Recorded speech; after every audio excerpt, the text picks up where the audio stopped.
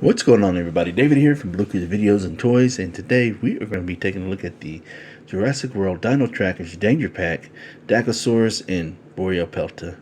So it looks like they placed the Dakosaurus in the ocean biome, which is perfectly fitting, and the Borealopelta in the desert biome.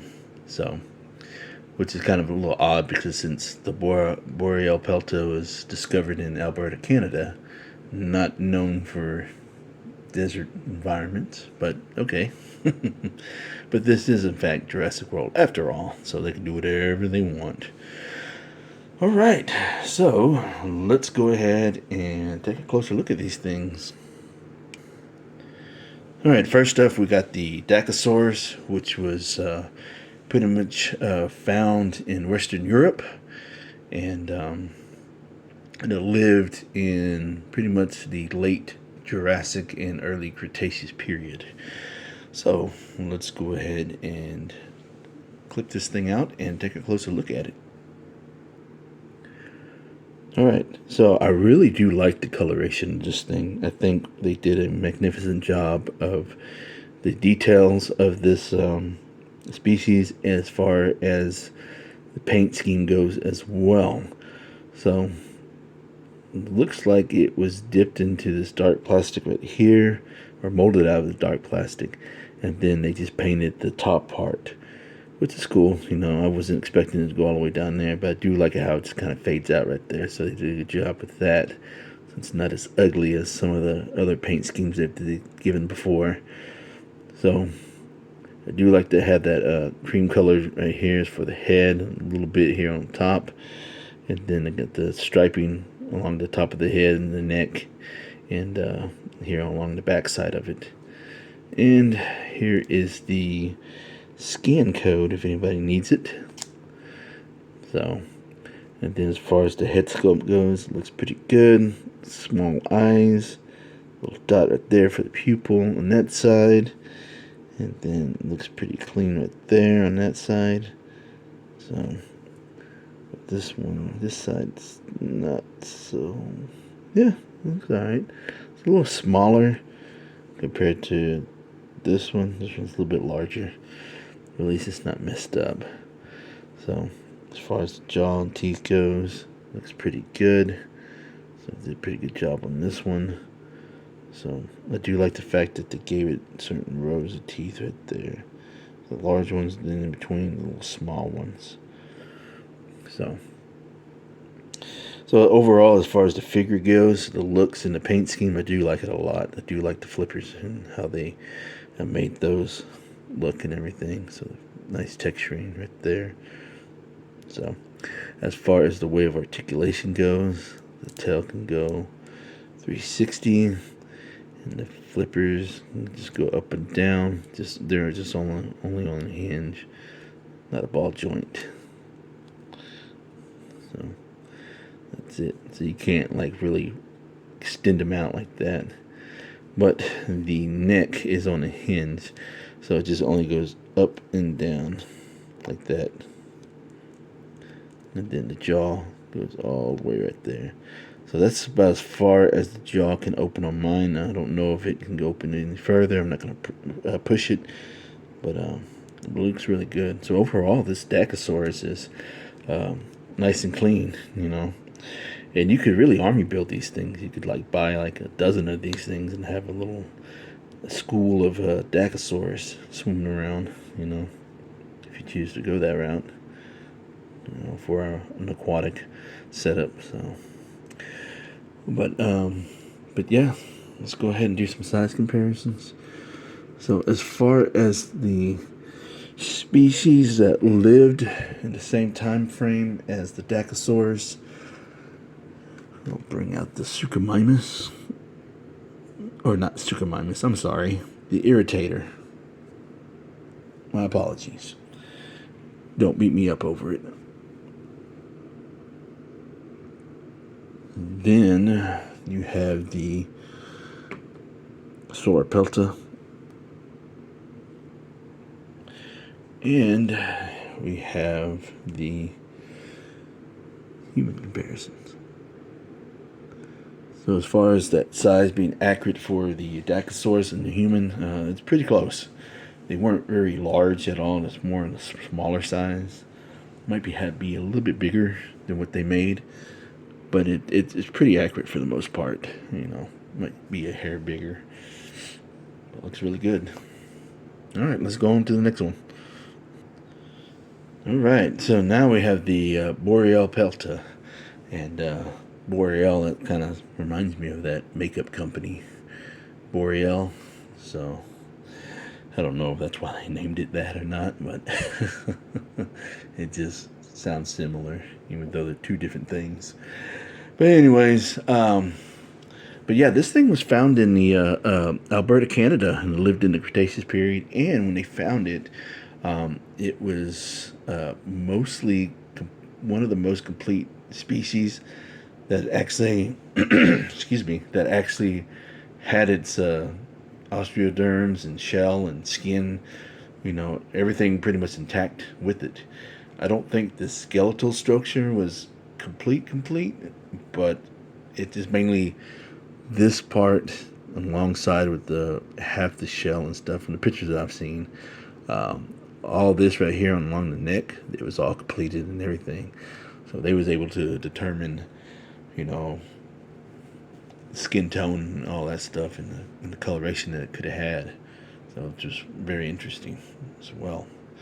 All right, so let's go ahead and take this thing out of the packaging and get a closer look at it. Wow, I must say that this thing looks really cool.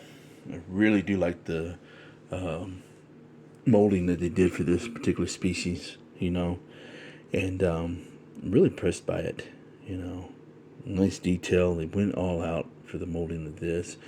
What I wish they would have done was what they did with all their previous ankylosaurid family, not figures, is that they would have had these like in the plastic, and then had the shell covering it up, like sitting down on top like they did with the ankylosaurs and the minmi and so forth and stuff, and sauropeltas.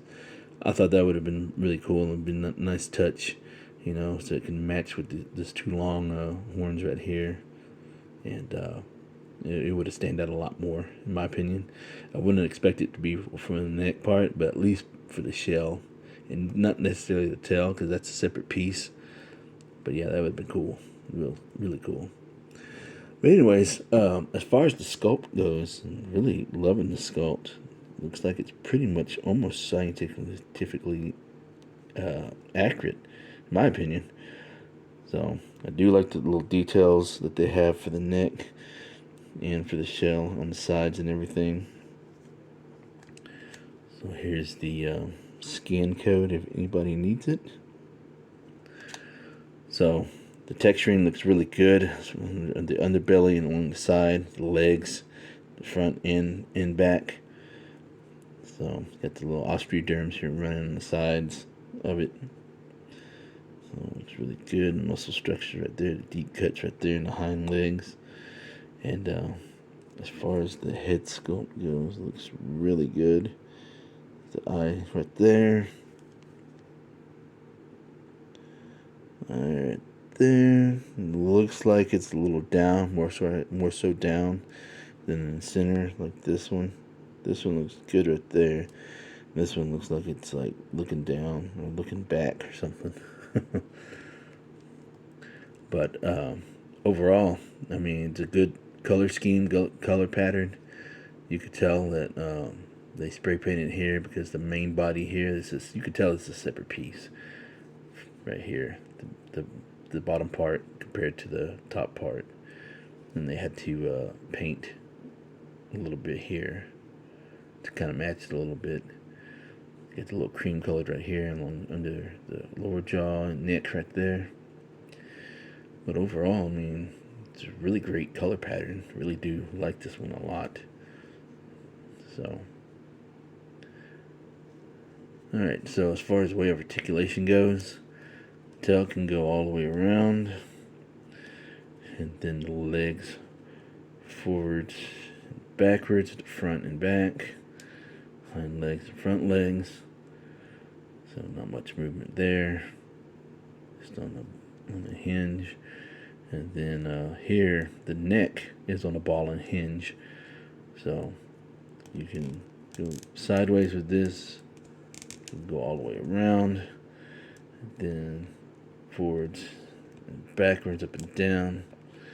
So you can move it down like that, like it's eating. So, but overall, this is probably one of the better figures they've done in a long time. So this is probably one of my favorite ones that they've done in a while. So awesome. Really awesome. All right, so as far as the comparison goes, we'll compare it to other species that were found in Canada.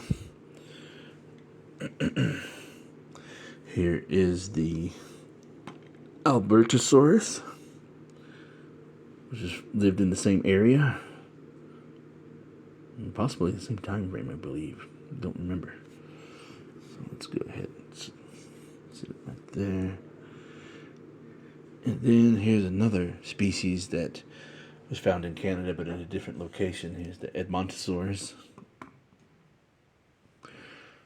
So, and then let's scoot the Edmontosaurus back a little bit, and then we can just do the human comparison. I think right there, that's pretty much accurate too. Might be a little bit bigger, but it's around the same scale. So, of course, you know, the Montosaurus should be like 3 times as big. Because a big, beefy dinosaur right there.